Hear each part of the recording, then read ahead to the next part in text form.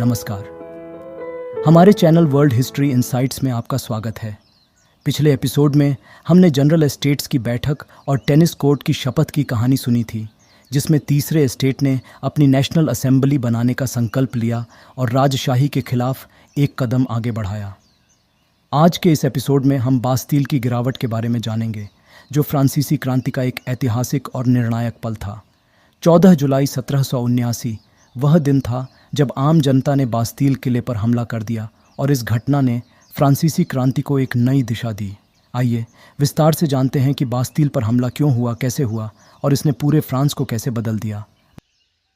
Bastille Paris के केंद्र में स्थित एक मजबूत किला था, जिसे आमतौर पर राजशाही का प्रतीक माना जाता था। यह किला केवल एक जेल नहीं था, बल्कि यह राजा लुई 16वें और उसकी सरकार की तानाशाही और अधिकारियों की क्रूरता का प्रतीक भी था। बास्तील का प्रमुख कार्य राजा के विरोधियों को जेल में डालना था। इसके अलावा किले में हथियार और बारूद भी रखे गए थे, जिनका इस्तेमाल सरकार अपनी सेना के लिए करती थी। इस किले को राजशाही के तानाशाही नियंत्रण के केंद्र के रूप में देखा जाता था और यह क्रांति की लक्ष्य बन गया। आम जनता का गुस्सा क्यों हमला किया गया? 1779 तक फ्रांस में आर्थिक संकट अपने चरम पर पहुंच चुका था। भ्रष्टाचार, कर्ज और वित्तीय असमर्थता ने आम लोगों की जिंदगी को अत्यंत कठिन बना दिया था।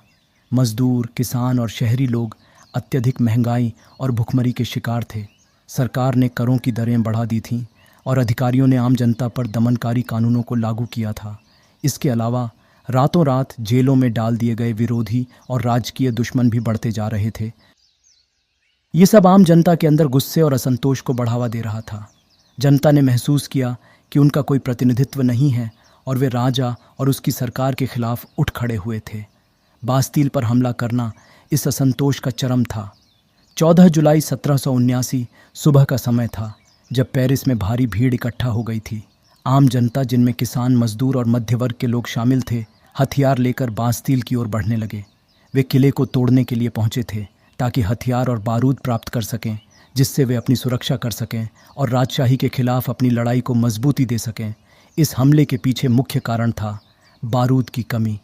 पेरिस में बारूद की भारी कमी हो गई थी और प्राकृतिक आपदाओं के कारण महंगाई भी बढ़ गई थी। ऐसे में आम जनता ने बास्तील को एक संकट का समाधान मानते हुए उस पर हमला किया। प्रारंभ में किले के गार्ड्स ने विरोध किया, लेकिन भीड़ की संख्या बढ़ने के साथ साथ राज्य की सेना ने विरोध करना बंद कर दिया। आखिरकार किले पर आम जनता ने कब्जा कर लिया और संगीन संघर्ष के बाद किले के गवर्नर को मार दिया गया। बास्तील की गिरावट ने फ्रांसीसी क्रांति की गति को तेज़ कर दिया। ये घटना सिर्फ एक जेल पर हमला नहीं था, बल्कि यह राजशाही के खिलाफ आम जनता के गुस्से की गवाही थी।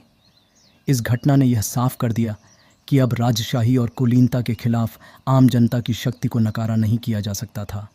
बास्तील की गिरावट ने राजा लुई 16वें को यह सोचने पर मजबूर कर दिया कि अब उसकी सत्ता बहुत कमज़ोर हो चुकी थी। बास्तील की गिरावट के बाद पेरिस में नेशनल असेंबली को लोगों का समर्थन और भी मजबूत मिला। यह घटना नेशनल असेंबली को वैधता देने वाली साबित हुई और उसने धीरे धीरे राजशाही के खिलाफ अपनी अधिकारों की लड़ाई को तेज़ किया। इस हमले ने यह भी साबित कर दिया कि अगर आम जनता एकजुट हो जाए तो वह किसी भी तानाशाही को उखाड़ सकती है। तो दोस्तों, बास्तील की गिरावट ने फ्रांसीसी क्रांति के मार्ग को और स्पष्ट कर दिया। यह घटना आम जनता की शक्ति का प्रतीक बन गई और राजशाही की कमज़ोरी को उजागर कर दिया। आने वाले समय में बास्तील की गिरावट के बाद महिलाओं का वर्साई की ओर मार्च होना एक और महत्वपूर्ण घटना साबित हुई। यह मार्च महिलाओं की उस क्रांति की ओर बढ़ने का संकेत था, जिसने आने वाले दिनों में राजशाही को और भी कमज़ोर कर दिया। अगले एपिसोड में हम महिलाओं के वर्साई की ओर मार्च के बारे में चर्चा करेंगे और देखेंगे कि यह आंदोलन किस प्रकार राजनीतिक और सामाजिक बदलाव का कारण बना। तो दोस्तों, इस यात्रा में हमारे साथ बने रहिए और अगले एपिसोड में हम महिलाओं के वर्साई की ओर मार्च की कहानी सुनाएंगे। धन्यवाद।